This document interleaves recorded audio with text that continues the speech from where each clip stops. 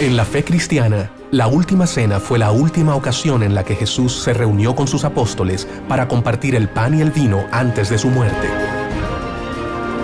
La copa o cáliz que se usó esa noche fue motivo de veneración de los primeros cristianos y de codicia por parte de mucha gente.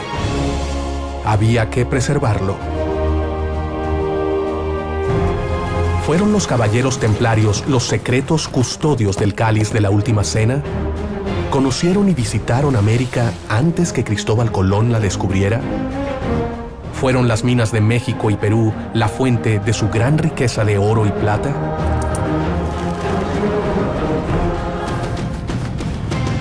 ¿Huyeron los templarios hacia América ocultando el cáliz o santo grial en la Patagonia?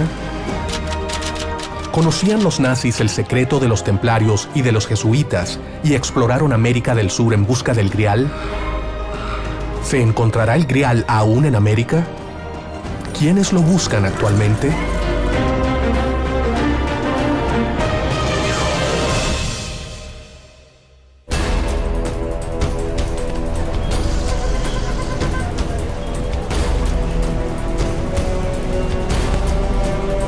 ¿Se encuentra el Santo Grial, la Copa de Cristo, en América?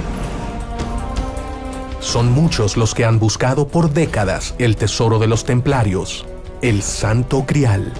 Los nazis buscaron el Santo Grial en distintos lugares del mundo, entre ellos en América. La campaña de propaganda nazi se alimentó de una serie de elementos de raíz decimonónica que buscaban en la Edad Media el elemento diferenciador de Alemania frente a otros estados europeos.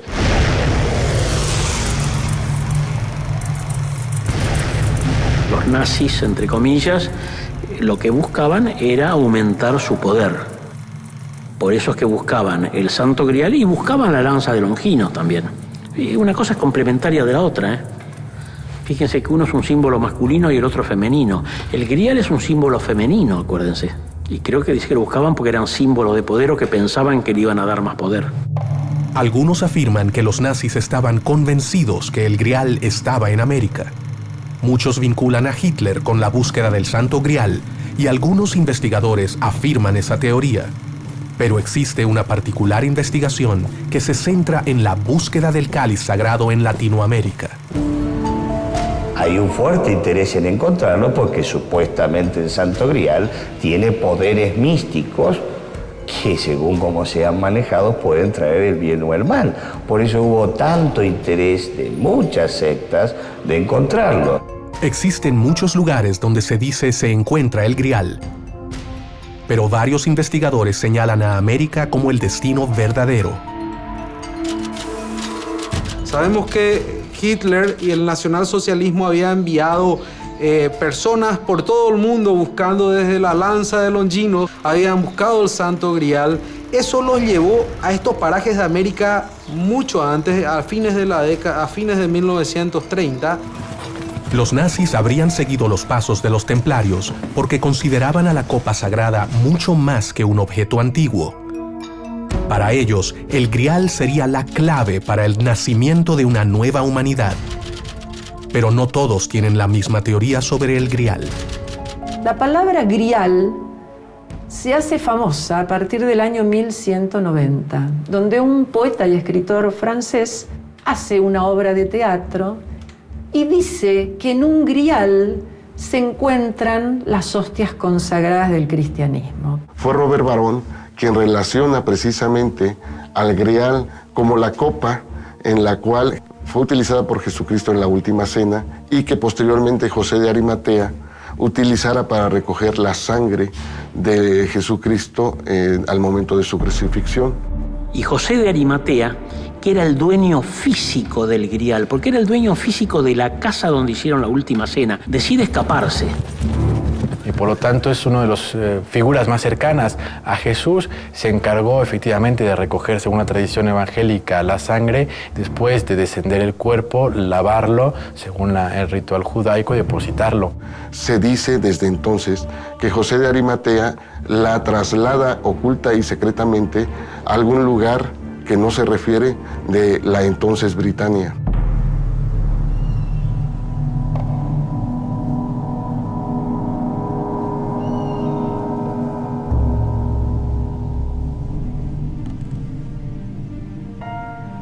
hablamos de 4 santos griales, porque a lo largo de toda la historia medieval se habla de distintos santos griales. Incluso hasta hace muy poco la famosa novela de Dan Brown da a conocer un montón de investigaciones que ya eran conocidas en el ambiente. La genialidad de Dan Brown es hacerlo todo de una forma didáctica, comprensible, y darle un entorno de novela para que se conozca todo esto. Pero a lo largo de la historia hubo una serie de confusiones muy importantes. Durante siglos, la historia del cáliz o santo grial ha sido transmitida de generación en generación, alimentando el mito y, sobre todas las cosas, el misterio. Mucho más adelante, unos añitos después, un inglés va a hacer una obra famosa y recién ahí él habla del santo grial. En el relato José de Arimatea y la historia del grial, escrita por Borón, Jesús, ya resucitado, se le aparece a José de Arimatea y le entrega el grial para llevarlo a la isla de Britania y allí construir la primera iglesia cristiana, en Glastonbury. Allí también debería crear una dinastía de guardianes caballeros para mantener el grial a salvo. ¿Fueron los famosos caballeros templarios los sucesores de los primeros guardianes del grial? Los templarios es el nombre con el que genéricamente se conoce a los pobres caballeros de Cristo y del Santo Sepulcro de Jerusalén.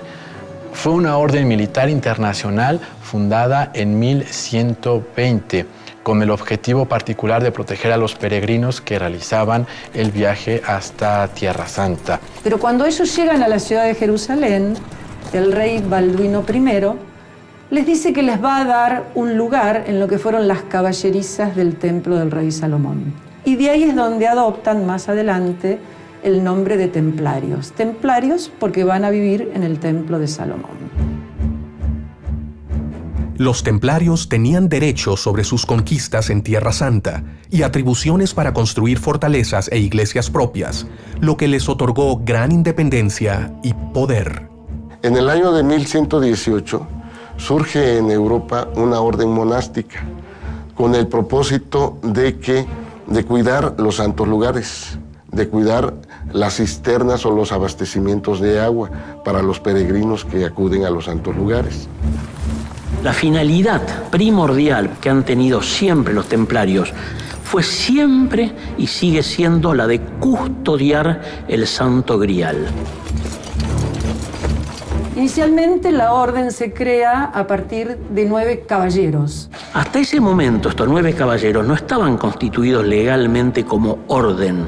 Pero, sin embargo, estos 9 caballeros se quedaron hurgando en el templo durante 15 años.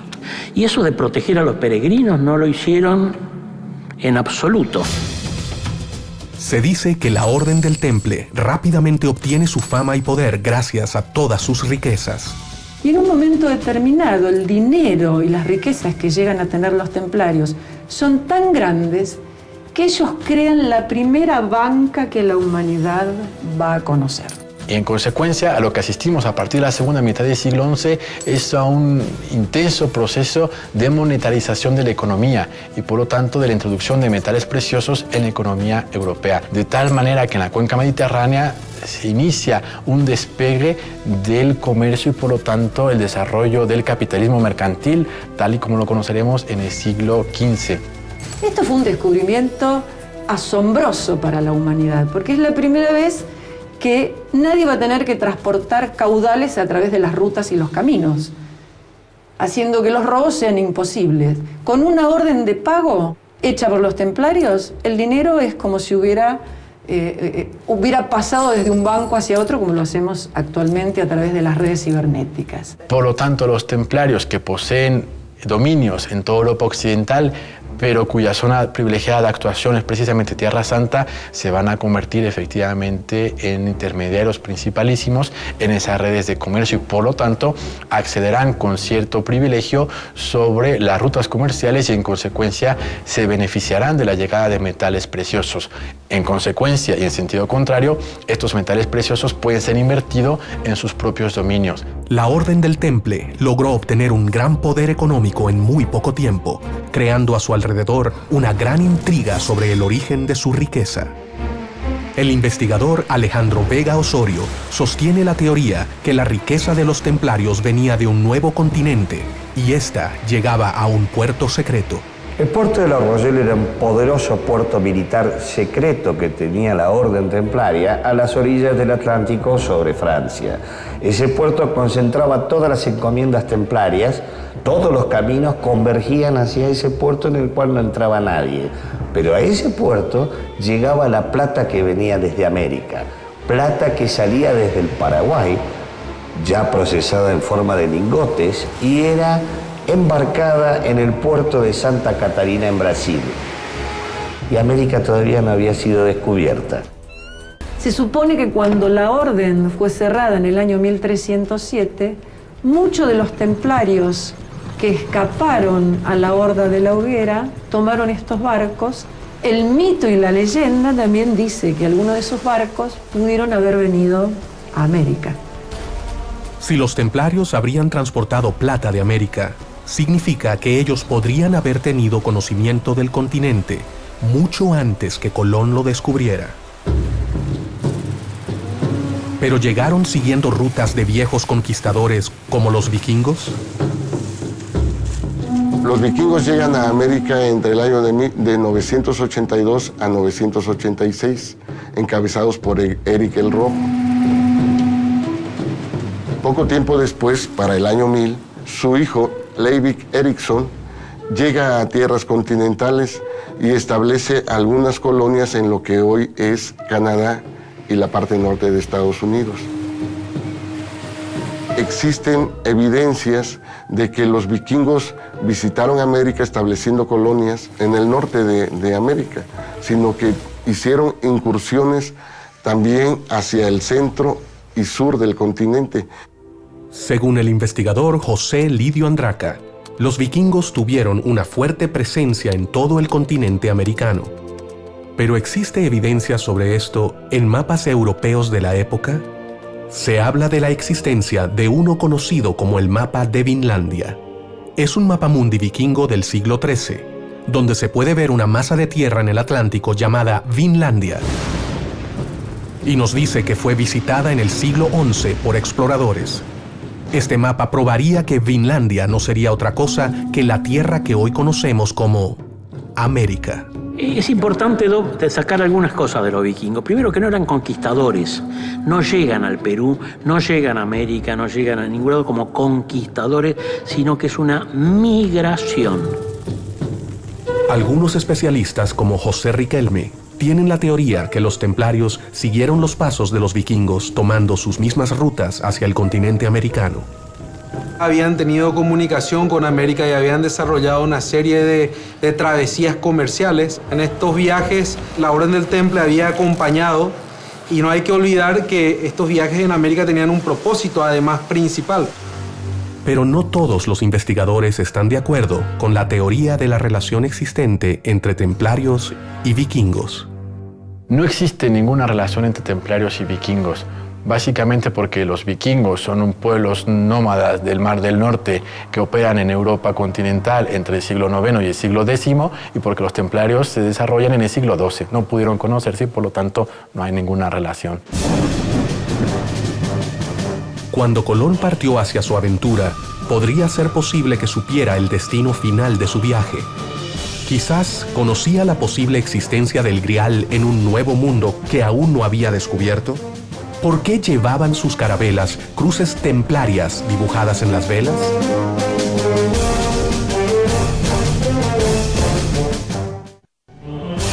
El Santo Grial contiene la sangre de Cristo. Supuestamente el Santo Grial tiene poderes místicos. Quien fuese el afortunado en encontrarla tendría por consiguiente vida eterna. Los nazis lo que buscaban era aumentar su poder.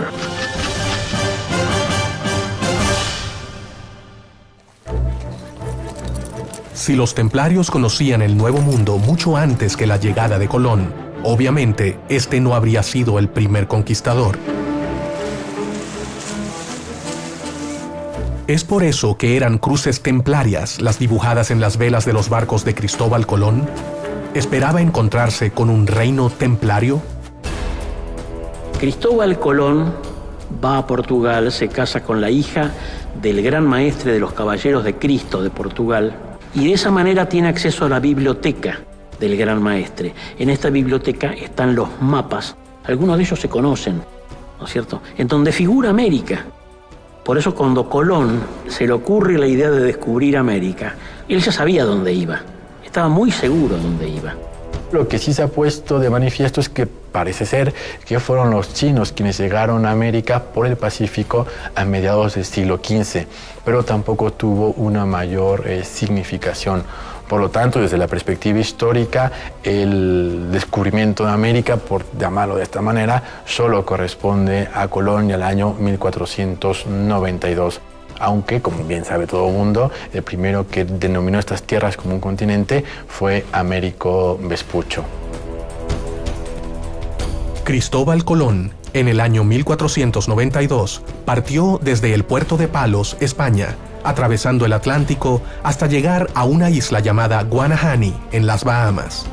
Cristóbal Colón, que pasa a la historia por ser el descubridor de América, en realidad lo que hizo no es descubrir América, lo que pasa es que se mantenían como rutas secretas, eran rutas comerciales. Él les dice que va a llegar a Zipango, que va a llegar a las Indias, que va a obtener oro, plata, especias, etc. Pero sabía exactamente a dónde venía, venía a América. Porque América ya se conocía.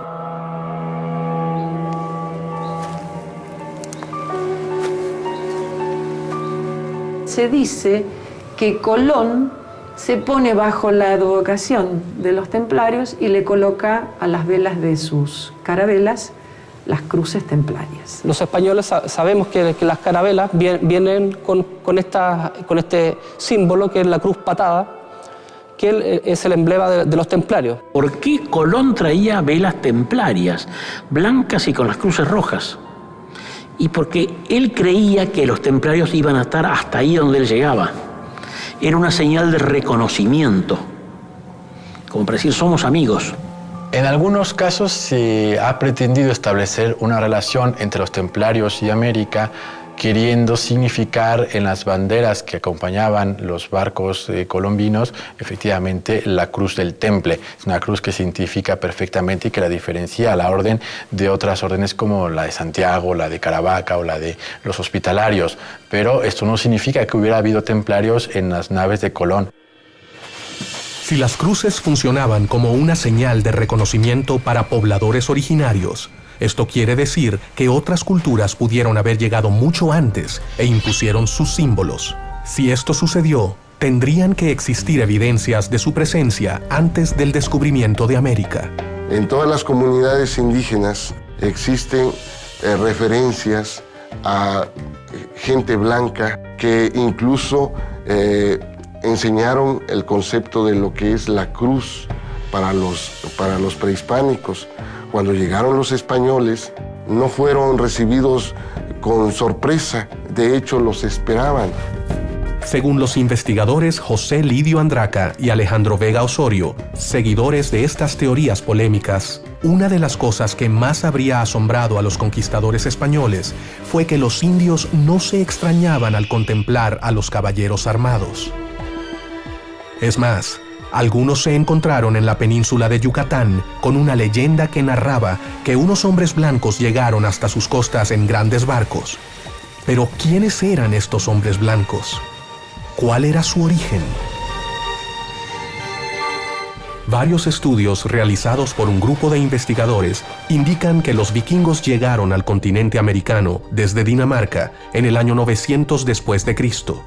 Entre quienes apoyan esta teoría se encuentran los investigadores Fernando Martí y Alejandro Vega Osorio, quienes además afirman que los vikingos desembarcaron primero en el Golfo de México y luego se dirigieron por tierra hacia el sur, a Tiwanaku. Bullmann llega en el 900 y pico. Él llega al Perú, se establece ahí y comienza el imperio de Tiahuanaco, cuya casta dirigente, su familia dirigente, son vikingos. Es que dura hasta el año 1250, en que es deshecho militarmente por los araucanos. Previa a los templarios, hubo muchas corrientes inmigratorias en América que se expandió hacia el sur. Los templarios pudieron llegar porque existía un imperio vikingo-danés en Tiahuanaco. El impulsor de la teoría sobre la presencia templaria en América fue el oficial nazi y SS francés Jacques-Marie de Maillet. De sus libros se desprende gran parte de las hipótesis que hoy intentan demostrar sus seguidores. Jacques de Maillet era mi padre, ¿no? Él llegó a Argentina en el 1946, era antropólogo, biólogo, honoris causa en medicina en Canadá, y estudió durante muchos años, más de 30 años, la influencia que tuvieron los hombres blancos en las civilizaciones europeas hasta llegar al hombre blanco en América, digamos. La teoría de Jacques de Maillet se centra en la presencia vikinga y luego templaria en Paraguay, revelando en sus estudios antropológicos el origen de una fuerte cultura mestiza entre los nativos y los hombres blancos europeos. Él va a Paraguay porque, aparte de tener contactos con miembros del gobierno paraguayo, él ya tenía datos de la presencia de vikingos en el Paraguay.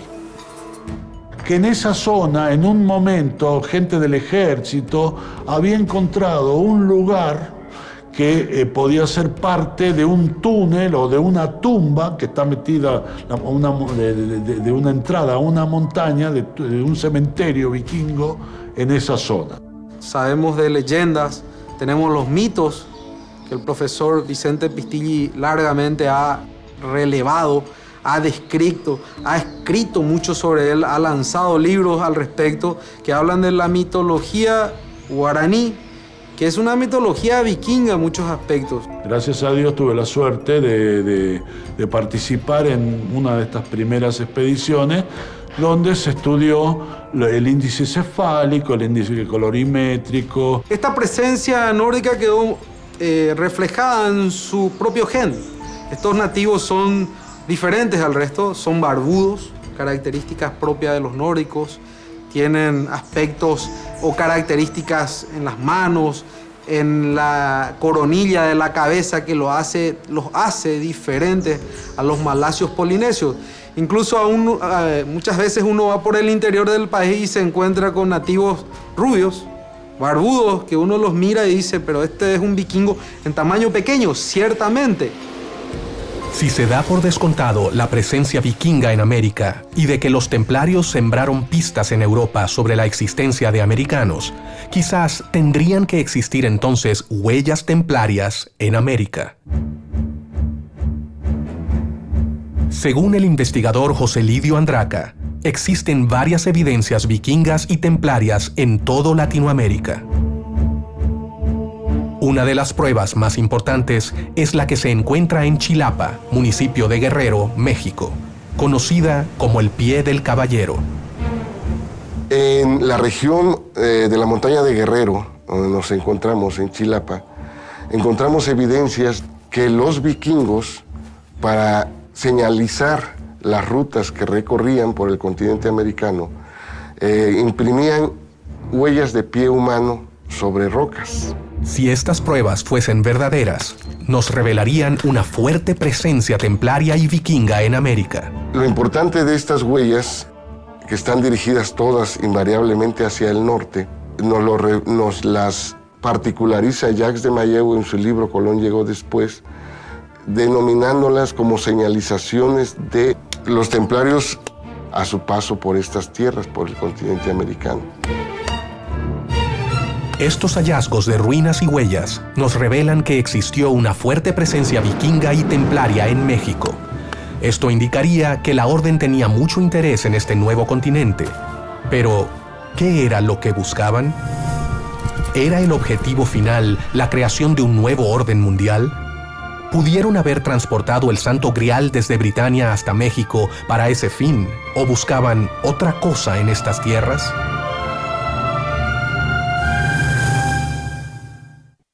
¿Por qué Colón traía velas templarias? Él creía que los templarios iban a estar hasta ahí donde él llegaba. Colón se pone bajo la advocación de los templarios y le coloca a las velas de sus carabelas las cruces templarias. Previa a los templarios, hubo muchas corrientes inmigratorias en América. Los templarios, para señalizar las rutas que recorrían, imprimían huellas de pie humano sobre rocas.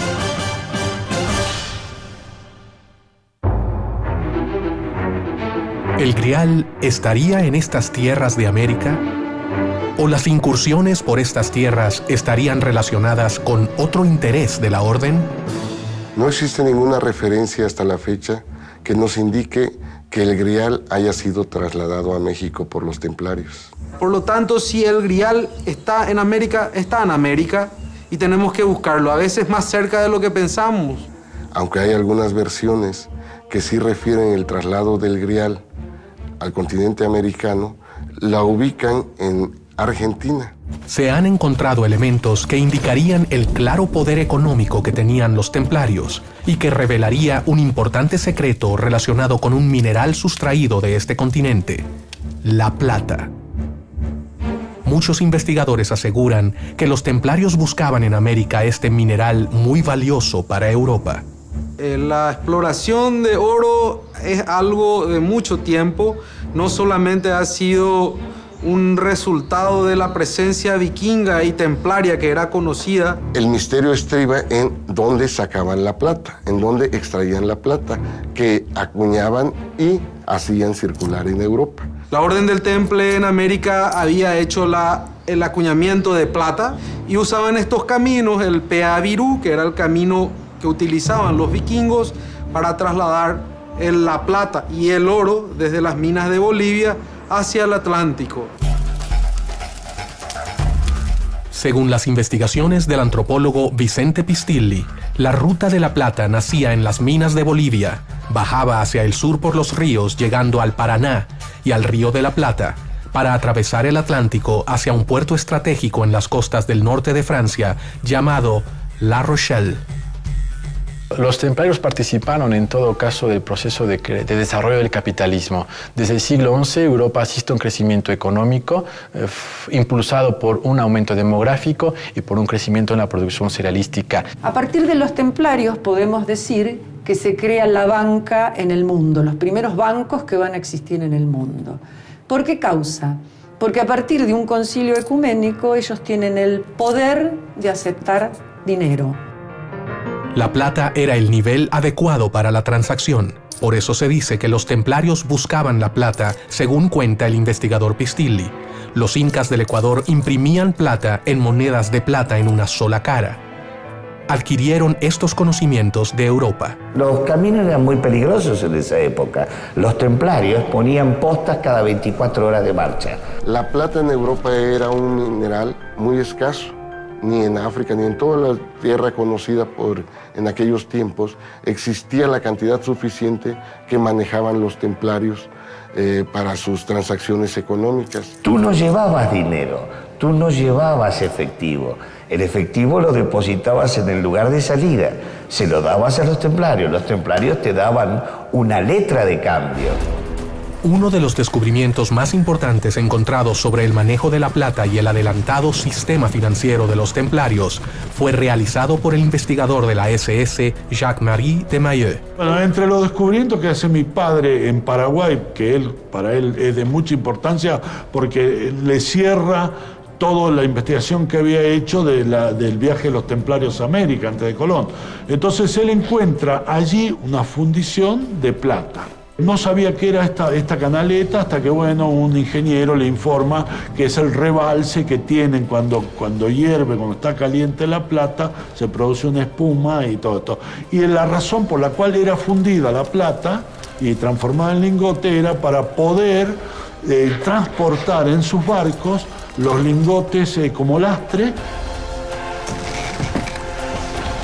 Y entre los descubrimientos que hace un molde de terracota, de barro cocido, que es exactamente del mismo tamaño de los lingotes que después en algún momento se encontraron, que eran los lingotes de plata que llevaban los templarios a Europa.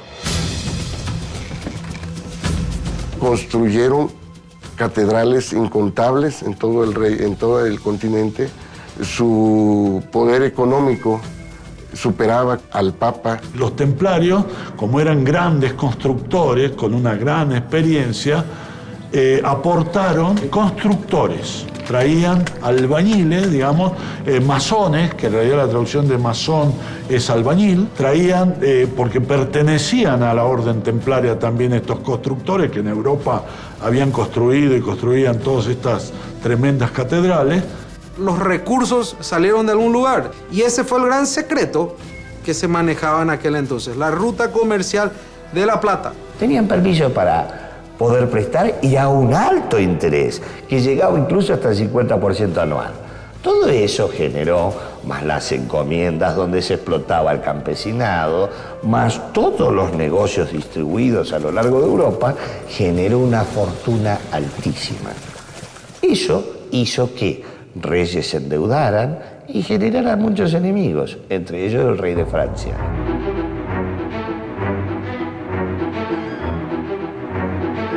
Al haber alcanzado un gran poderío, logran que las distintas órdenes religiosas que existían empiecen a mirarlos con malos ojos.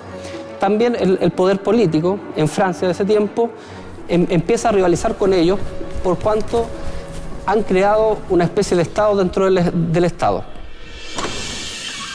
Todo esto va generando entonces una especie de ataque, tanto por un lado la misma Iglesia como por otro lado el rey de Francia, para que en definitiva se clausure esta orden.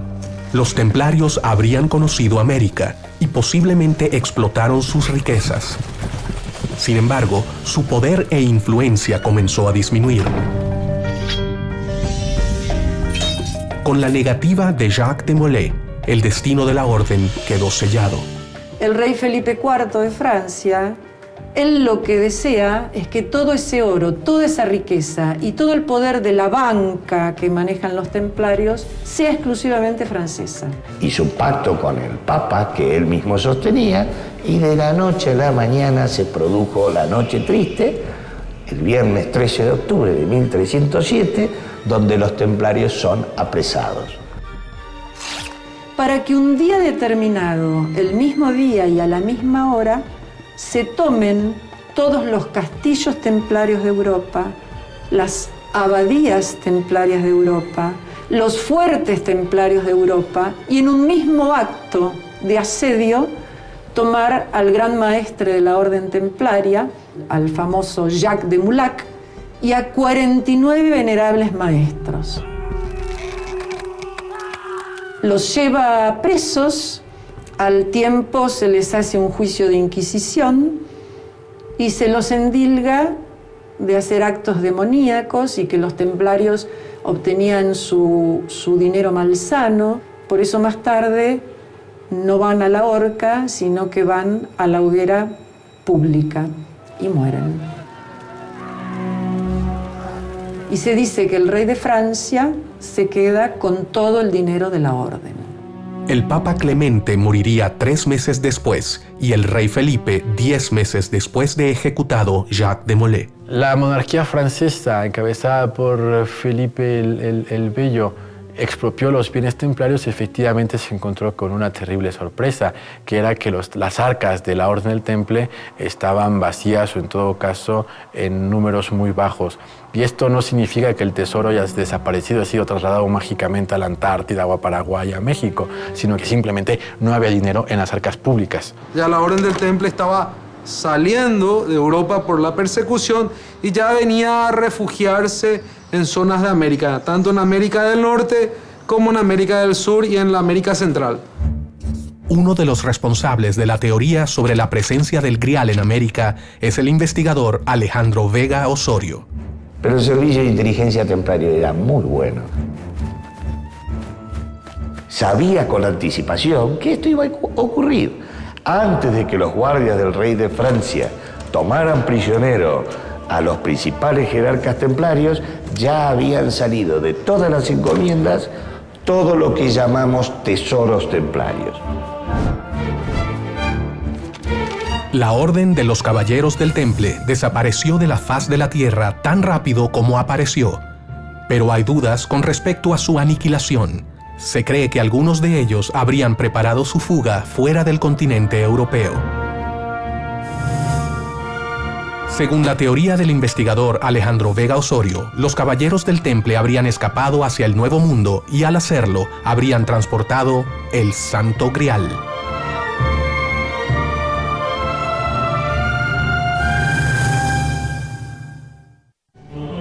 La presencia templaria en México fue con el único fin de extraer la plata y el mercurio. Que a partir de un concilio ecuménico ellos tienen el poder de aceptar dinero. Tenían permiso para poder prestar y a un alto interés. Generó una fortuna altísima. El rey Felipe IV de Francia lo que desea es que toda esa riqueza y todo el poder de la banca que manejan los templarios sea exclusivamente francesa. Hizo un pacto con el Papa, que él mismo sostenía, donde los templarios son apresados.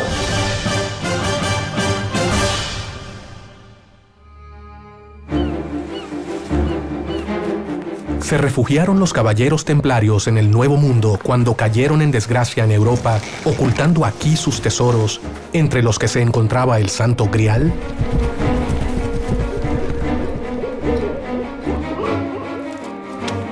Dados los objetivos de la orden y la rápida propagación en el continente, algunos investigadores, como Sergio Roa, especulan sobre la teoría que los jesuitas podrían ser los herederos de los caballeros de la Orden del Temple. La relación existente entre jesuita y templario puede verse y encontrarse en distintos puntos. Por un lado, se trata de órdenes que, estando dentro de la Iglesia, reconocidas por esta, tienen una serie de atribuciones especiales. Se sabe perfectamente las grandes cantidades de terrenos, de inmuebles y de riquezas que lograron en muy poco tiempo tanto los templarios como los jesuitas, aquí en América especialmente. La Compañía de Jesús, ¿no es cierto?, fue oficialmente fundada, ¿no es cierto?, autorizada en la Iglesia Católica, ¿no es cierto?, en el año 1540. A pesar que ya 7 años antes, ¿no es cierto?, Ignacio de Loyola ya, digamos, la había ideado. Sabemos que la Compañía de Jesús, es decir, los jesuitas, siguieron el mismo esquema de la Orden del Temple y vinieron a posicionar sus compañías precisamente en el sur de América. Sabemos las investigaciones y las exploraciones, las excavaciones que hacían. Creemos que la Compañía de Jesús fue la sucesora legal de la conocida Orden del Temple, ¿no?, la Orden Jerosolimitana del Templo de Salomón.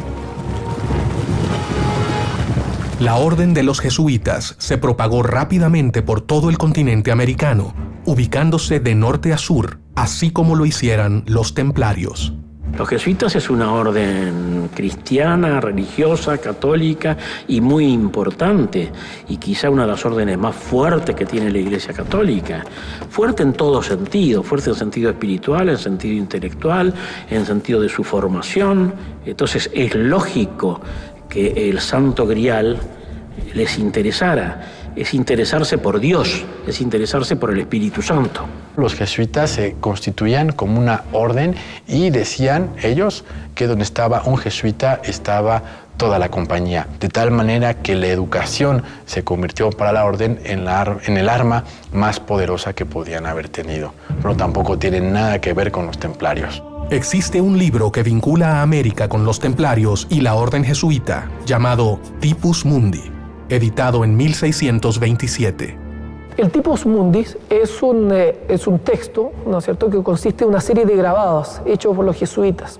Una de las cosas más curiosas en relación a este libro es que la primera lámina encontramos al fundador de la Orden de los Jesuitas de pie en un mapa correspondiendo a la parte de Sudamérica.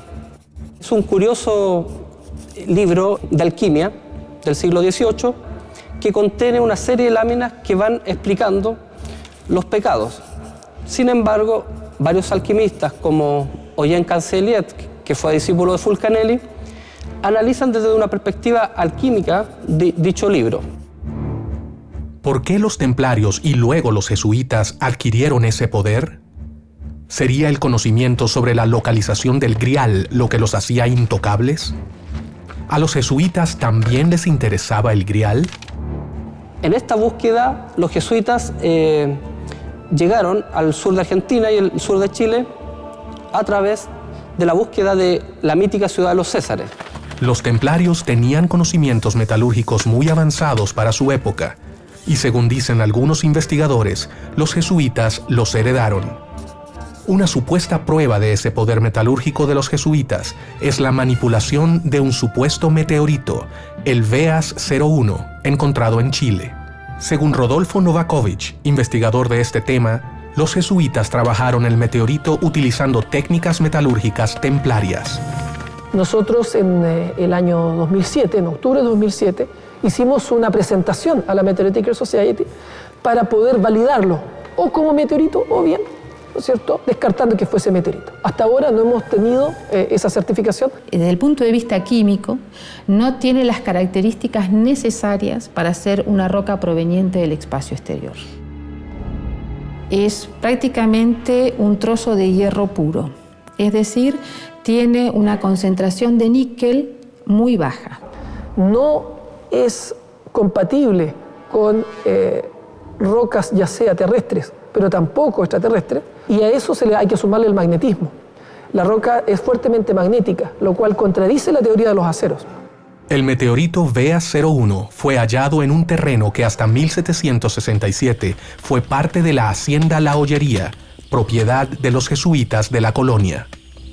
Los jesuitas alemanes fueron los que trajeron las técnicas alemanas de la metalurgia, dado que existen dos orificios dentro de VEAS 01 que no tienen una explicación lógica, dan la impresión que se utilizó algún elemento, algo de alta temperatura para extraer trozos. Bien, ¿no? Podría ser posible que haya sido utilizado como base para extraer, ¿no es cierto?, el metal y ocuparlo en otros utensilios. Parece que en la época solo los jesuitas habrían tenido la capacidad suficiente para extraer material de ese meteorito para poder manipularlo y realizar lo que se da en llamar el cáliz de Calera. Se sabe que en aquella época se construyeron dos cálices muy interesantes y que uno de ellos tardó cerca de 19 años su elaboración. ¿Pero por qué se habrían tomado tanto trabajo? ¿Cuál sería la importancia de ese cáliz? Ellos construían un cáliz y sobre el cáliz grababan aquellas cosas que ellos querían mantener desde un sacerdote hacia otro. Pero después de ser trabajado durante 19 años con el material extraído del meteorito VEAS 01, se dice que el cáliz fue protagonista de una extraña historia y desapareció. Nunca más se supo de él. ¿Cómo y por qué había desaparecido? ¿Alguien podría estar interesado en conocer el secreto grabado en la superficie oculta? ¿Qué dato importante podría haber escrito en el cáliz? ¿Estaba la ubicación de la ciudad de los Césares, donde se dice se encuentra el Santo Grial? Existe una extraña teoría en base a algunos mitos y leyendas que hablan sobre la existencia de una ciudad mágica en otra dimensión, donde los templarios habrían encontrado su refugio. Las ciudades de los Césares realmente son ciudades templarias y están todas localizadas, vamos a decir, entre las latitudes 41 grados sur y 43 grados sur. Según algunos autores, no habría una sola ciudad de los Césares, sino varias ciudades de los Césares, con distintas denominaciones, pero siempre ubicadas cerca de la cordillera andina, tanto en Argentina como en Chile. Según Fernando Martí, existen cuevas, túneles y caminos subterráneos que se conectarían con la ciudad mítica de los Césares. Nos dijeron que fuéramos a ver unos pozos que había donde se escuchaba el ruido del mar, pero la curiosidad es que estábamos en la mitad de la Patagonia. Y efectivamente estaban estos pozos, y estos pozos respiran. Respiran en el verdadero sentido de la palabra, aspiran y expiran, y forma una sinusoide, la aspiración y la expiración. Y el único fenómeno natural que tiene este ritmo son las mareas. Y en ese túnel está la ciudad, esta ciudadela, donde está el Grial actualmente. Se dice que el Grial se encontraría en una ciudad oculta, pero son muchas las historias que mencionan este tipo de lugares mágicos y secretos. Uno de estos lugares está en la provincia de Córdoba, en la región central de la Argentina, una zona conocida con el nombre de El Cerro Uritorco, un lugar lleno de misterio, donde los templarios parecen haber dejado algunas huellas. ¿Pero es esto posible? ¿O solo se trata de ideas fundadas en antiguas leyendas?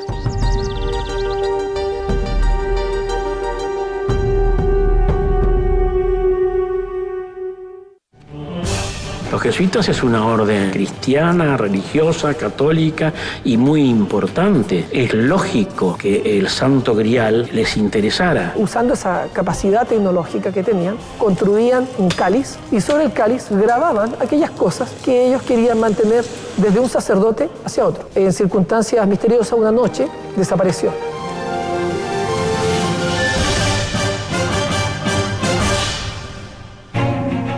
Según una interpretación del mito del caballero Parsifal, este habría ocultado el bastón en el Cerro Uritorco en Córdoba, Argentina. Y según Fernando Martí, tiempo después, a mediados del siglo XX, Orfelio Ulises lo habría encontrado. Lo que nadie sabe es si estaba junto al Santo Grial. Lo que damos en llamar el bastón de mando, o se da en llamar el bastón de mando, fue descubierto por un señor que aparentemente era de etnia indígena, que se llamaba Orfelio Ulises Herrera. Este hombre había estado en el Tíbet, en una especie de retiro que se había ido, y allá le habían dicho en el Tíbet en dónde iba a encontrar acá el bastón de mando. Él se vino, cruzó, bajó por la cordillera, llegó hasta Córdoba, tomó la indicación, llegó al Cerro Uritorco y subió por la toma hasta el lugar que le habían indicado. Ahí empezó a sacar piedras con las manos y de repente tocó algo. Sáquese algo y era el bastón de mando. El profesor Guillermo Alfredo Terrera, digamos, era el profesor titular de antropología de la Universidad Nacional de Córdoba. Y él era un especialista, por así decir, en los comechingones. Era especialista en los comechingones, ella especialista en el Uritorco. Al mismo tiempo fue el que nos inició en todo este tema y nos aconsejó, él ya estaba un poco más viejito ya, y nos aconsejó de que fuéramos al sur a buscar el Grial. El mito en el cual se basan algunos investigadores sobre el bastón de mando que trajo Parsifal sería para ellos una prueba inequívoca de la existencia del Grial en la zona del Cerro Uritorco, en la provincia de Córdoba, en la región central de la Argentina. Los nazis buscaban algo más, además del Grial. Dentro de esta idea o dentro de este deseo de ir consiguiendo este tipo de piezas míticas, Hitler quería también el bastón de mando porque creía en esta hipótesis de que esto que confería poder a quien lo poseyera y demás, ¿no?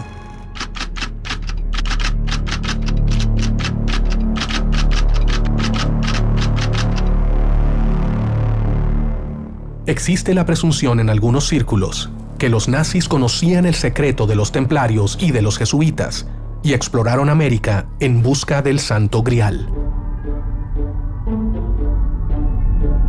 El Imperio Alemán estaba formado por distintos reinados y principados que constituían el Sacro Imperio Romano Germánico. De tal manera que la constitución del Estado moderno alemán tuvo que hacerse buscando elementos y señas de identidad comunes a todos estos principados. De tal manera que efectivamente Hitler lanzará una campaña para buscar tesoros medievales. Se ha escrito mucho, se ha hablado mucho y ha habido mucha ficción que juegan con la idea de que los nazis buscaban elementos que podían ser como una fuente de fortaleza, de poder. Diría que eso está más en el terreno de las especulaciones. Hitler tenía una marcada afición por el ocultismo desde mucho antes de haber llegado al poder en Alemania. Y esto le va a dar una suerte de impronta a todo el periodo en que él estuvo en el poder, ¿no? Donde estas logias, estas sociedades secretas y demás compartían parte de ese poder.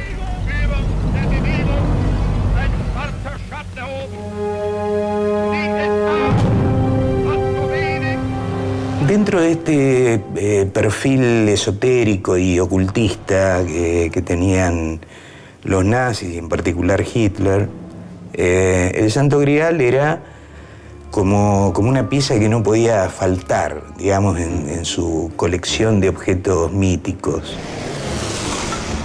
Bueno, el nacionalsocialismo, con esta idea de crear una raza superior, tenía por un lado una mirada que no era ligada a lo divino, sino una cuestión muy terrenal y muy criminal, que eran programas de lo que ellos llamaron el programa de higiene racial y un programa de exterminio que se conoció como el programa de eutanasia nazi, que estaba destinado a mejorar, entre comillas, la raza aria. Y luego en el siglo XIX, en la primera mitad, con el resurgir de las sociedades secretas en todo el mundo occidental, los templarios serían una buena base para alimentar el mito y las formas estructurales de estas sociedades secretas.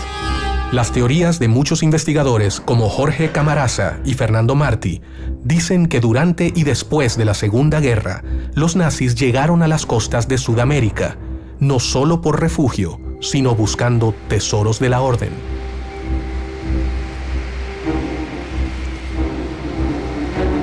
Después de la Segunda Guerra se produce una suerte de éxodo de criminales de guerra y de nazis en general, aunque no hubieran sido criminales de guerra, sobre todo a América Latina. Sabemos que Hitler y el nacionalsocialismo habían enviado personas por todo el mundo buscando desde la lanza de Longinos con la que se había clavado a Cristo, habían buscado el Arca de la Alianza, habían buscado el Santo Grial. Eso los llevó a estos parajes de América mucho antes, a fines de 1930. El señor Heinrich Himmler, que era el jefe de las SS, sabía que el Grial estaba en la Patagonia.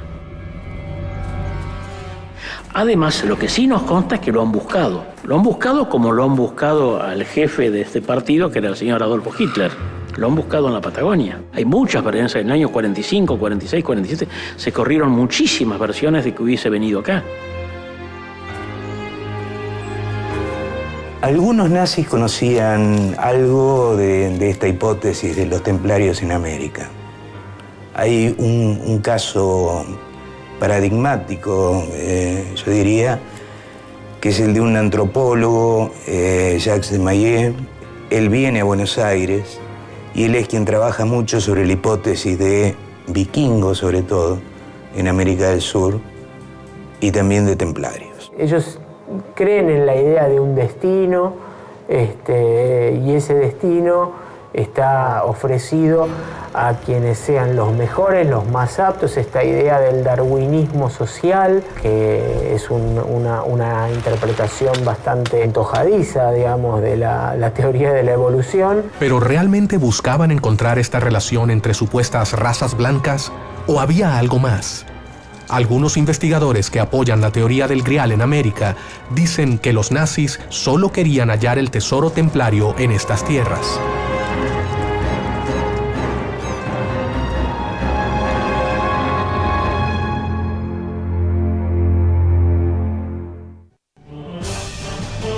Dentro de este perfil esotérico y ocultista que tenían los nazis, y en particular Hitler, el Santo Grial era como una pieza que no podía faltar en su colección de objetos míticos. El señor Heinrich Himmler, que era el jefe de las SS, sabía que el Grial estaba en la Patagonia. Lo que sí nos consta es que lo han buscado. Quería también el bastón de mando porque creía en esta hipótesis de que esto que confería poder a quien lo poseyera y demás.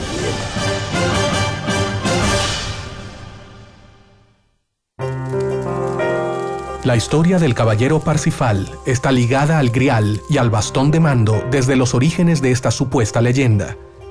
¿Quién era el caballero Parsifal? ¿Dónde se origina su historia? Wolfgang von Eschenbach, el trovador alemán, él escribió una obra donde describe toda la vida de Parsifal. Se lo conoce mucho Wolfgang von Eschenbach porque de ahí sacó el libreto Richard Wagner para la ópera Parsifal. Perceval de Galés o Parsifal es un caballero terrenal, es decir, que no tiene un hálito sacramental particular, pero precisamente representa a todos aquellos hombres que con su trabajo, su piedad y sobre todo con llevar una vida acorde a los valores eclesiásticos, les es concedido y les es dado contemplar el Grial, es decir, como un fenómeno cuasi místico de contemplación de lo divino. Según la leyenda, Parsifal era un caballero templario encargado de dejar el Santo Grial junto a un bastón de mando sagrado, conocido también como Piedra de la Sabiduría.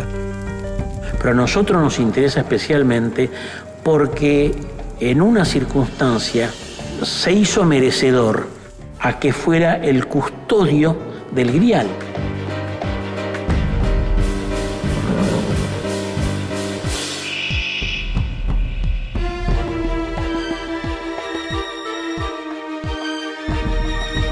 No sabemos si Parsifal es una persona o son varias personas que tienen el mismo nombre, o es un cargo, que es el encargado del castillo del Grial, porque lo encontramos en el año 700 y después lo vamos a encontrar en el año 1300 también.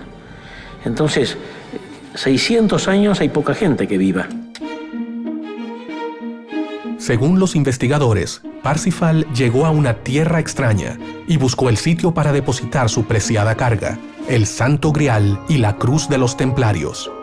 Su misión consistía en dejar estos elementos junto a una piedra llamada Bastón de Mando, en las cercanías del sagrado Cerro Uritorco, en la provincia de Córdoba, en la región central de la Argentina. Cerro del Uritorco es una zona que tiene anomalías magnéticas muy importantes. Las brújulas dan vuelta en falso en la zona y es conocido desde tiempo inmemorial como un centro religioso. En ese lugar se habría depositado el lápiz exilis y de ahí se origina la historia de Orfelio Ulises y de Guillermo Terrera, su discípulo, quien recibe ese bastón de mando. Bastón de mando que lo quiso todo el mundo y nadie lo puede conseguir. Está en manos de una familia que es la familia Terrera. Además de la obra del caballero templario Parsifal, existe un antiguo poema en el Alto Libro del Grial, en el cual este caballero también es protagonista y que narra su llegada a las costas de un nuevo continente. Existe un poema, aparte del de Eschenbach, que es el Alto Libro del Grial o Perles Paus, otra de las formas de mencionarlo a Parsifal. En ese poema, el protagonista, Percival, le pregunta al navegante del barco que lo está guiando con el Santo Grial, ¿dónde están? Y el navegante dice, no sé, no conozco las estrellas. Cambiaron de hemisferio. Y el barco encalla. El barco llega con agua, se detienen, ancla, y a la mañana siguiente está sin agua, a los pies de un castillo, en el poema. ¿Dónde puede darse eso? ¿Dónde puede darse una amplitud de mareas tan importante que un barco llega navegando, ancla en un puerto y a la mañana siguiente está sin agua? En la Patagonia Argentina. Es el único lugar donde hay una oscilación de marea tan importante, de hasta 9 o 10 metros, que de la noche a la mañana la costa queda descubierta sin agua. ¿A qué país se refería Eschenbach como Argentum? ¿Se referiría realmente a la República Argentina?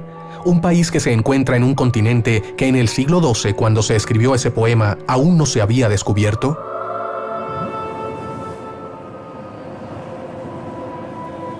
Parte del tesoro templario está en la Patagonia, precisamente en las cercanías de Telsen y bajo la meseta de Somucurá. El Grial y el bastón de mando, ocultos según los escritos por Parsifal, fueron intensamente buscados por los nazis. Entre las hipótesis que manejaban los nazis en este afán por recolectar distintas cosas, pensaban o llegaron a pensar en la posibilidad de que los templarios hubieran podido traer el Santo Grial a América del Sur. Es indiscutible la presencia nazi en América y en Paraguay y en todo lo que ha sido el Brasil, Argentina, Bolivia y Uruguay. Pero no solamente los nazis del fin de lo que fue el Tercer Reich, estamos hablando del 43-45. El señor Heinrich Himmler que era el jefe de las SS, sabía que el Grial estaba en la Patagonia. Por eso hubo tanto interés de Alemania nazi en la zona. Por eso llegaban submarinos nazis a la bahía sin fondo. En ese lugar hay mucho más de lo que se piensa. No todos los nazis se establecieron y exploraron el centro de Argentina. También se dirigieron más hacia el sur de este país, a la Patagonia, tras las huellas del Grial. Después de la Segunda Guerra se produce una suerte de éxodo de criminales de guerra y de nazis en general, aunque no hubieran sido criminales de guerra, sobre todo a América Latina.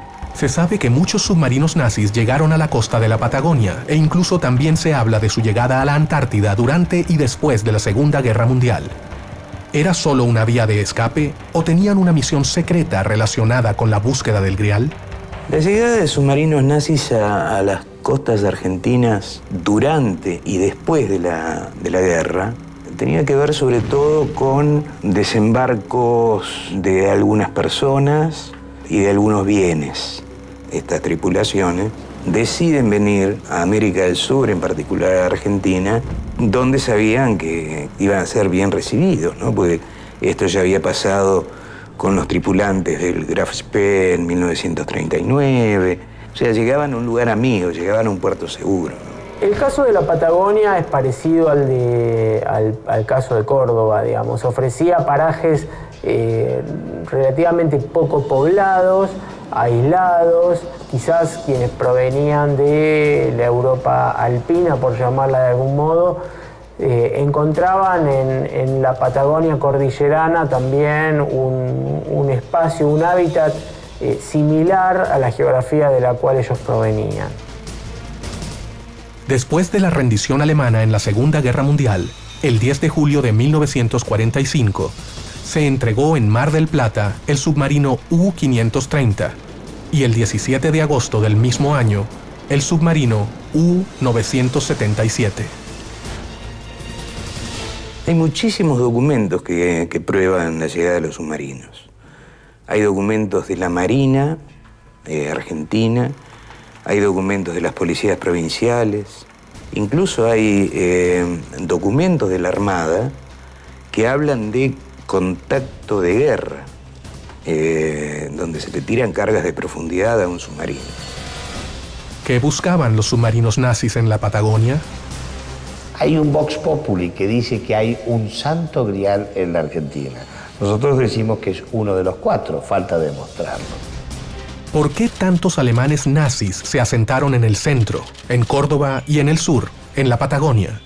¿Esperarían encontrar el Grial y el bastón en un lugar plagado de símbolos y leyendas templarias?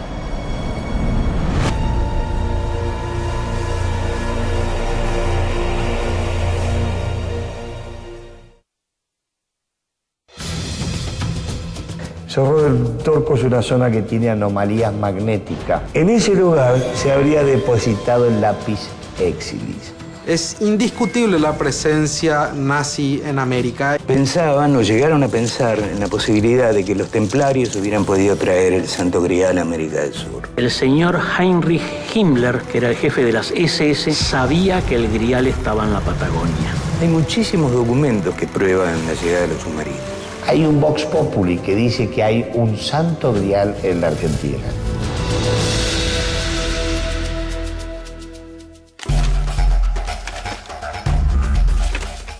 Los caballeros templarios habrían escapado a América del Sur con un claro objetivo de preservar el Grial en un lugar seguro y secreto. La flota templaria, la última, salió de La Rochelle, dijimos, el 11 de octubre de 1307. Esta flota pasó por Glastonbury, cargó ahí. Les aclaro que los que estaban en Glastonbury sabían que tenían que esperar una flota con las velas blancas y las cruces rojas, y que entonces tenían que cargar las reliquias, cosa que hicieron, y esta flota siguió. La trayectoria exacta es al sur, pegado a la costa de África hasta las islas de Cabo Verde, y ahí la corriente misma, que es la famosa corriente de Colón, digamos, los cruza hasta frente a Venezuela, y de ahí por la corriente cálida del Brasil bajan hasta la boca del Río de la Plata. De ahí de la boca del Río de la Plata hasta el Golfo San Matías, que fue el destino final, digamos, es muy difícil. Según el investigador Flugerto Martí, la flota templaria cargó en Gran Bretaña el Santo Grial y el primer destino a lo que llegó fue un puerto llamado El Fuerte, en el Golfo de San Matías, al sur de Argentina. El Fuerte es un lugar donde está ubicado en Río Negro, que está cerca de la playa, es una meseta, es una isla prácticamente, que forma una especie de meseta, donde se dice que fue el primer enclave templario que hubo en la zona. En el año más o menos 1840 vino a nuestras tierras un geógrafo francés llamado Juan Antonio Víctor Martin de Moussy y fue contratado para que hiciera un atlas, un mapa, digamos, de toda la Confederación Argentina. Este atlas consta de 30 planches. En 3 de ellos, en 3 de estos mapas, figura el Golfo San Matías y figura con la señal que se le ponía a los fuertes una leyenda que dice antiguo fuerte abandonado o ex fuerte abandonado. En francés, ancien fort abandonné.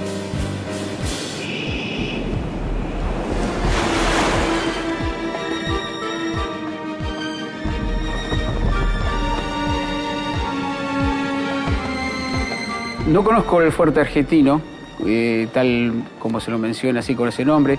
Sí, aquí en Chubut hubo un fuerte muy famoso que fue el Fuerte San José, ubicado en el Golfo San José en Península Valdés. Los geólogos denominan barda a una meseta elevada aislada sobre la orilla del mar. Sobre ella habría estado construido el fuerte. La barda, como le dicen en el sur, a la meseta en sí, donde está el fuerte, es natural, no es construida. El fuerte lo han construido arriba de eso. En cambio, el muelle ese sí parece haber sido construido, porque en uno de los costados, que es el que no le pega al mar fuerte, o no le pegaba el mar fuerte, porque ahora está en tierra, se ha subido toda la tierra, digamos, tiene todo como una especie de unos cilindros, digamos, tipo ladrillos, de un material extraño. Es como una arena consolidada, todos ordenaditos puestos. Por eso parece haber sido hecho. Si los templarios habrían desembarcado en ese sector de la Patagonia, es probable que hayan dejado más huellas como las que parecieron haber dejado en México y en Paraguay. Dadas las supuestas pruebas recogidas anteriormente, ¿continuarán esas huellas en esos lugares? Dejaron como obra, ¿no? Las cruces, los respiraderos que hay respiraderos hechos, fabricados, que tienen relación con la subida y bajada de las mareas. Estamos hablando ya dentro del territorio, ¿no? En la costa, ¿no? Digamos, ya bastante dentro del territorio hay evidencia de que hay ríos, porque el aire que sopla desde estos agujeros, estos respiraderos, está relacionado con las mareas. Al abandonar el fuerte costero, dadas las pruebas recogidas, los templarios también habrían seguido el curso del río Chubut, llevando sus tesoros hacia un lugar clave.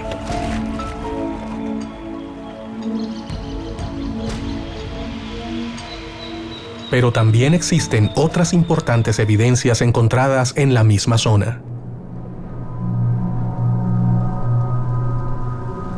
Hay un cementerio galés, tendrá unas 50 tumbas más o menos, muy antiguas, pero hay una tumba, una tumba que es más antigua que todas, es una reliquia.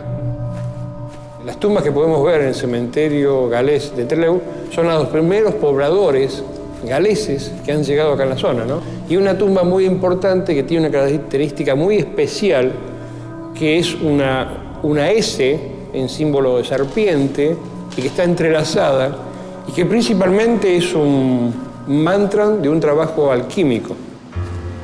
Para estos investigadores, estos restos arqueológicos hallados confirmarían fehacientemente la presencia templaria en la Patagonia argentina.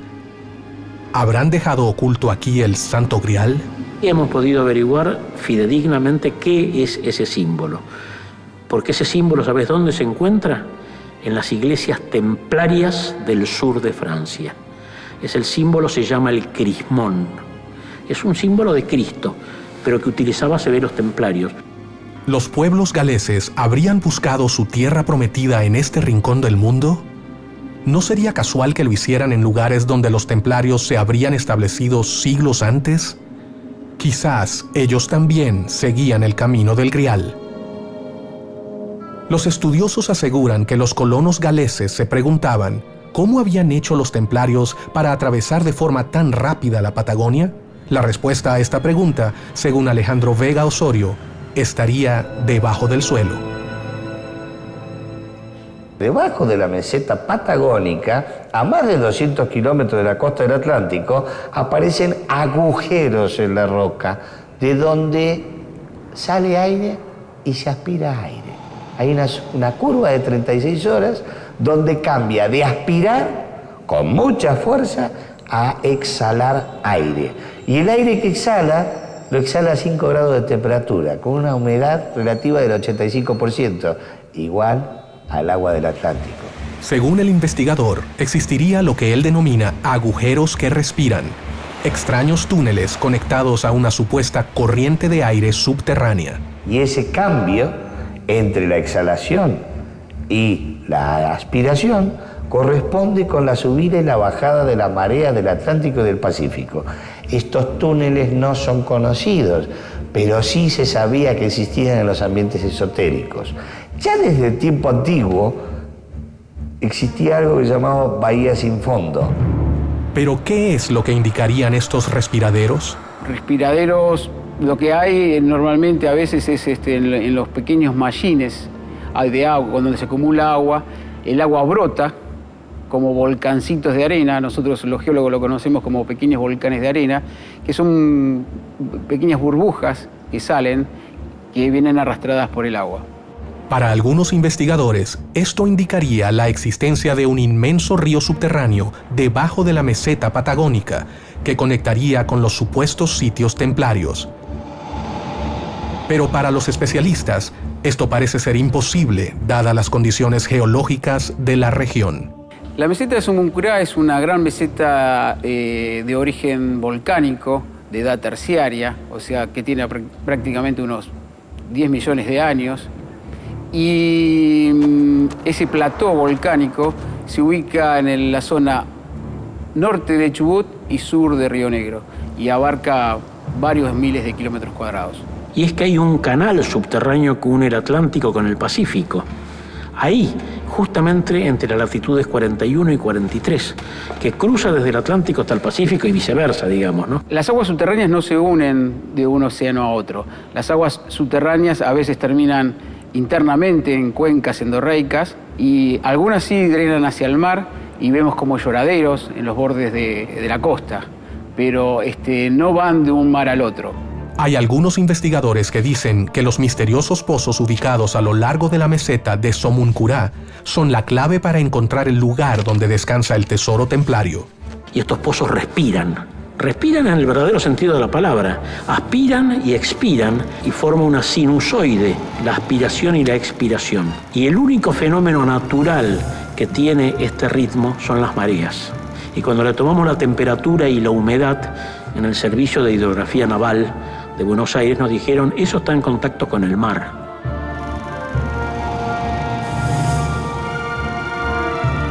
Según los investigadores, existe una extraña teoría que dice que los nazis llegaron al continente sudamericano ingresando con sus submarinos por los ríos subterráneos. Existe agua subterránea, que es diferente. Digamos, el recurso de agua subterránea es algo común. Ahora, existe un gran mito con respecto a los ríos subterráneos. Los ríos subterráneos que normalmente vemos en televisión, como por ejemplo las películas de ciencia ficción, donde se muestran, o los mismos libros de Julio Verne, hablan de mundos subterráneos. En Patagonia y en diferentes partes del mundo, esos ríos tal cual están en nuestra imaginación popular no existen. Los investigadores Martí y Osorio avalan la existencia de un escondite secreto, donde allí se encuentra el mayor tesoro templario, el Santo Grial.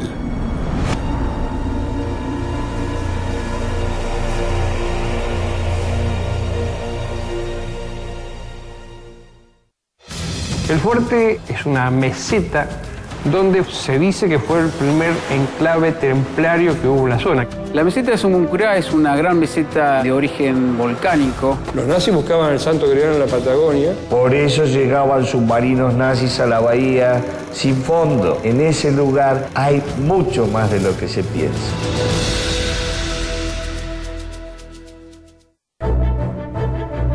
¿Hacia dónde conduce la pista del río subterráneo en la Patagonia?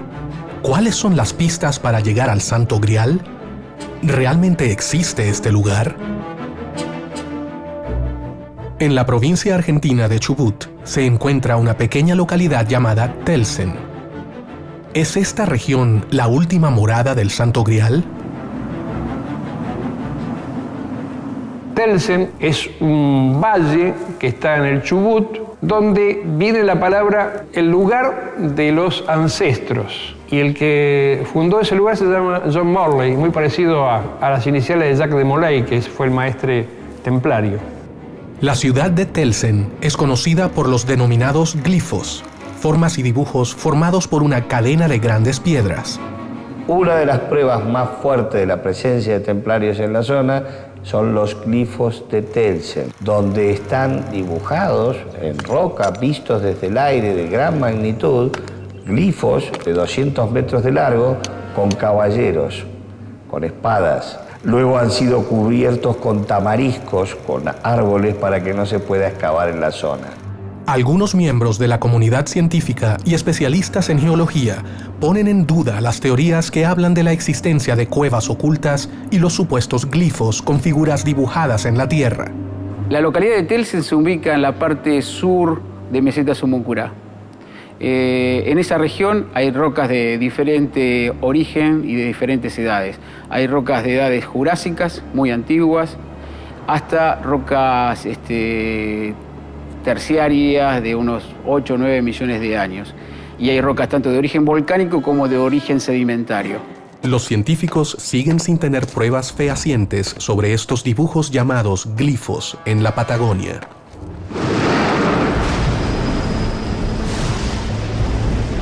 Existen pruebas de vikingos y de templarios en la Patagonia, principalmente en unas piedras que fueron encontradas en unas excavaciones que hicieron al lado del río Chubut, acá cerca de Trelew, donde hay runas vikingas. Principalmente la runa del Valhalla, que es el absoluto de los vikingos, está en todas las piedras, ¿no? Está esa runa se encuentra implícita en todas las piedras que se han encontrado. Telsen es señalada por muchos investigadores como el destino final del tesoro de la Orden Templaria, donde también se dice que se encuentra la ciudad de los Césares, y donde los ríos subterráneos llegan hasta allí.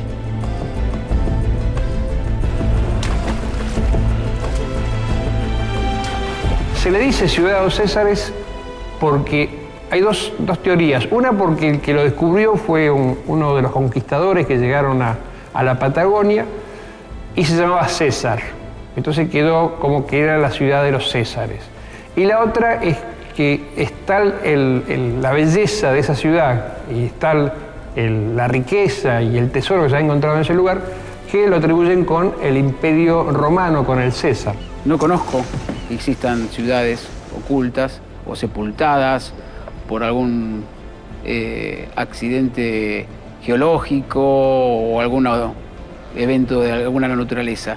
Lo que sí, obviamente, es algo muy común y los arqueólogos en Patagonia trabajan muchísimo, es con restos o cuevas, aleros de pueblos originarios.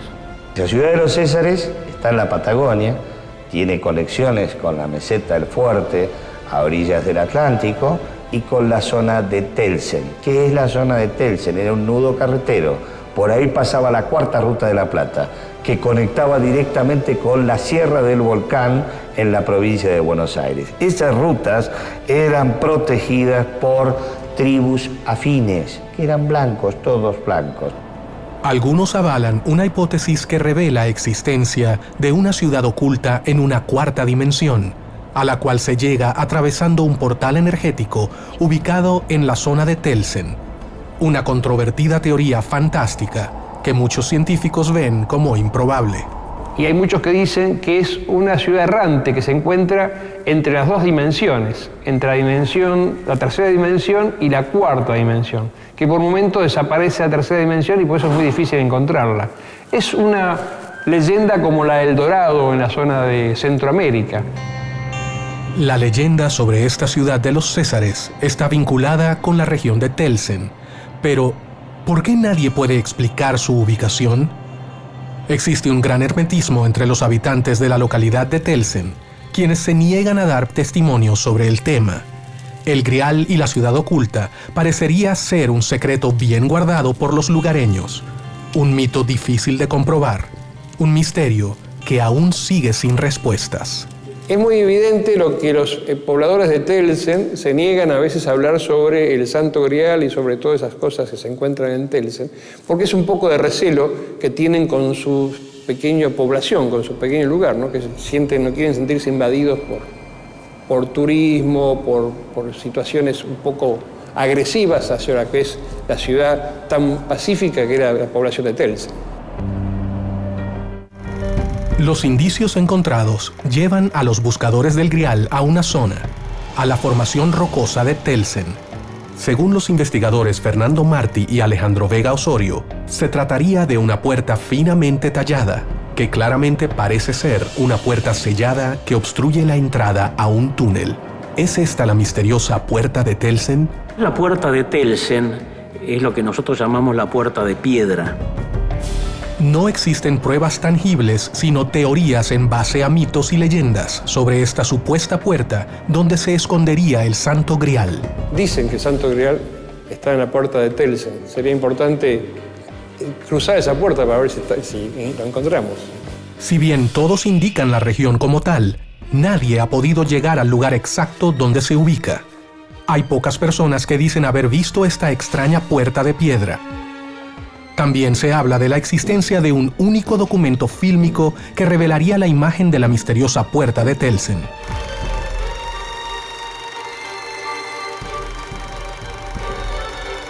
La puerta en sí es una cueva que ha sido sellada. Dentro de esa puerta se supone, y esto es especulativo, hay material templario.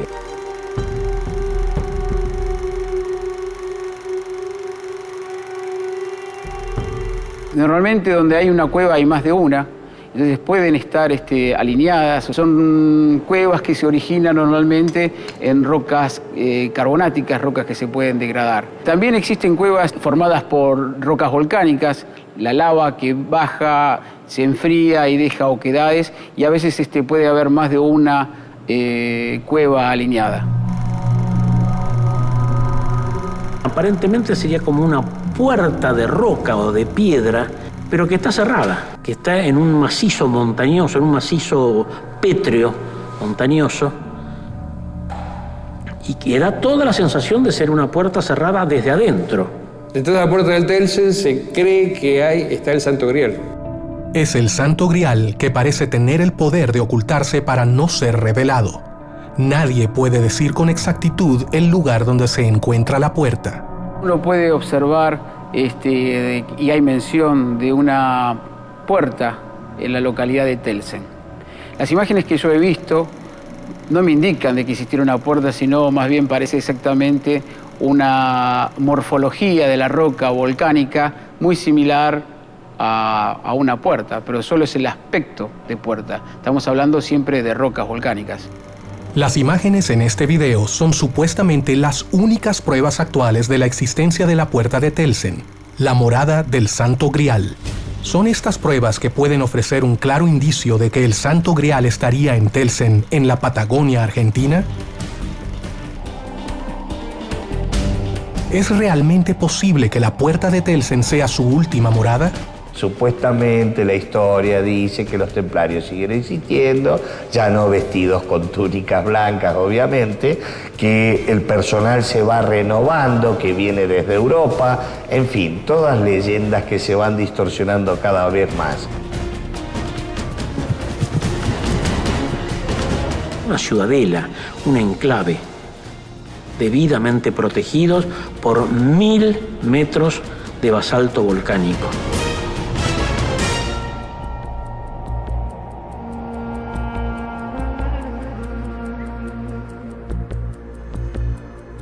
La Patagonia Argentina esconde un último secreto sobre el Grial, un enigma que espera ser revelado.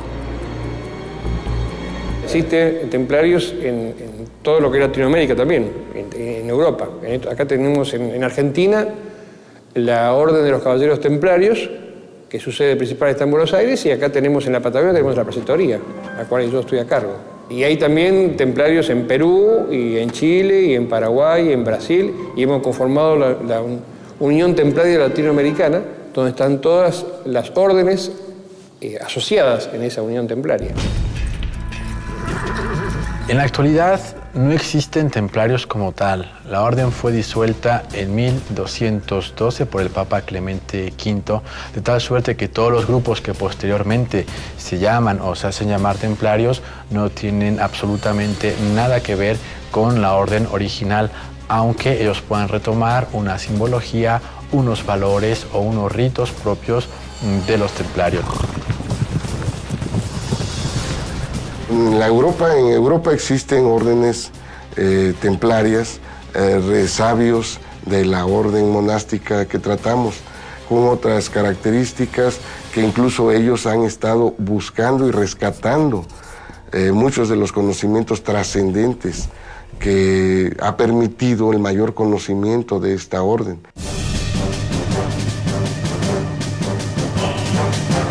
El Grial sabe cuidarse. Tata Dios es muy inteligente y supo ponerlo donde no lo iban a encontrar ni lo iban a destruir. Porque puede haber gente mala que quiera destruirlo.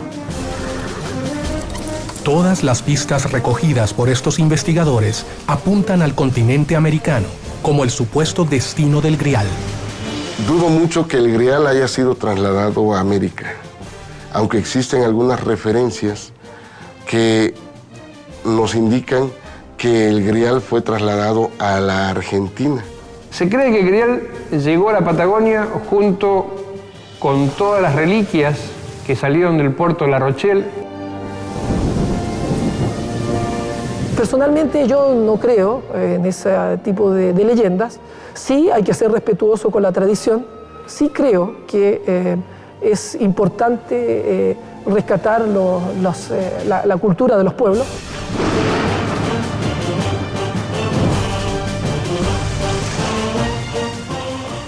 Parte del tesoro templario está en la Patagonia, precisamente en las cercanías de Telsen y bajo la meseta de Somoncurá. Investigadores de todo el mundo siguen encontrando pistas sobre el Grial y todas apuntan al continente americano como su destino. Pero ¿realmente estamos ante un mito o una realidad que quiere ocultarse? Mientras tanto, en la ciudad de Telsen parece esconderse muy bien el secreto templario. Lo primero que habría que determinar es si el Santo Grial existe. En el caso de que exista, verdaderamente no se sabe dónde está porque nunca se lo ha encontrado, a pesar de que hubo mucha gente que lo buscó durante muchísimo tiempo. En último caso, la copa que pudo haber servido a Jesús en la última cena se perdió a lo largo de la historia y hoy en día hay 3 o 4 santuarios en Europa que reivindican para sí la posesión del auténtico Grial. Si hay 4 significa que ninguno es verdadero. 3 días antes de ser capturada la orden, salieron con todo el tesoro de los templarios y dentro de ese tesoro estaría el Santo Grial, el Arca de la Alianza y la lanza de Longinius.